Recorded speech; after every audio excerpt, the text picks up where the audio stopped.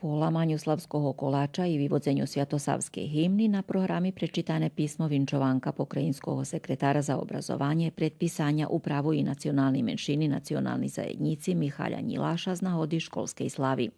Školsku slavu šitskim prisutnim povinčovala i direktorka Helena Pašo-Pavlović. Na duhovni život i dijalnost veljkogo srpskog prosvjetitelja i duhovnog oca Srpske pravoslavnej cerkvi školjare srednjej školi zdohadli pres prihodni teksti, poeziju i z vecej muzičnima točkami. S prihodnu programu Školska slava Svjati Sava označena i u osnovnoj školi Jovan Jovanović Zmaj u Đurđove. Pred programu Slavski kolač i žito pošveceli Đurđovski pravoslavni paroh otec Petar Đukić i grekokatolicki đurđovski kapelan otec Mihajl Hološnjaj.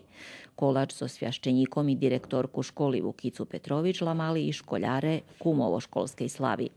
Sviatosavsku himnu odšpjeval đurđovski hor Rozanov, kotri i poznjejše učestvoval u programi, a tiž i školjare od peršej po 8. klasu kotri špivali, čitali poeziju i recitovali o živoce i djelu Svjatoho Savi.